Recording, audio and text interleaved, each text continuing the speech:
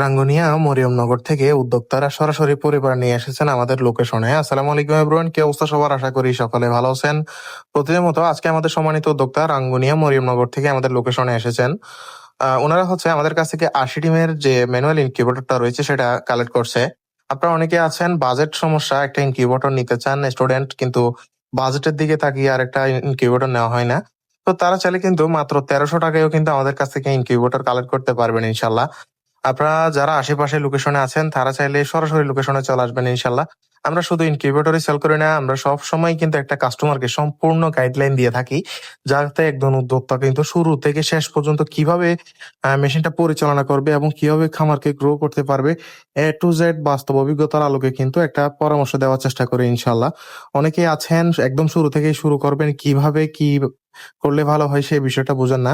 তো আপনারা চাইলে ইনশাল্লাহ আমাদের অভিজ্ঞতার আলোকে, অর্থাৎ আমাদের এক্সপেরিয়েন্স থেকে ইনশাল্লাহ আমাদের অভিজ্ঞতাটা শেয়ার করব এবং সেই অনুসারে কিন্তু আপনি ভুলটা ধরে নিতে পারবেন এবং কোনটা ঠিক কোনটা খারাপ ওইটা আপনি নিজে থেকেই বুঝে নিতে পারবেন ইনশাল্লাহ। তো আপনারা যারা আমাদের আশেপাশের লোকেশনে আছেন, রাউজান, চট্টগ্রাম, হাটহাজারী, ফটিকছড়ি, লোহাগাড়া ইত্যাদি লোকেশনে আছেন, পটিয়া ইত্যাদি লোকেশনে আছেন, তারা চাইলে আমাদের সরাসরি লোকেশনে চলে আসতে পারবেন ইনশাল্লাহ। আমরা সবসময় চেষ্টা করি সর্বোচ্চ গাইডলাইন দিয়ে একজন কাস্টমারকে কিন্তু সবকিছু বুঝিয়ে দেওয়ার।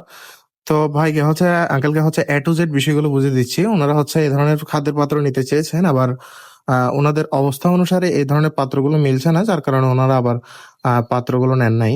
তো আপনারা যারা আশেপাশের লোকেশনে আছেন তারা চাইলে সরাসরি লোকেশনে চলে আসবেন ইনশাল্লাহ, এবং আমাদের যে হোয়াটসঅ্যাপ নাম্বার রয়েছে সেটাতে কল করতে পারেন অথবা ইমোতে নক করতে পারবেন ইনশাল্লাহ।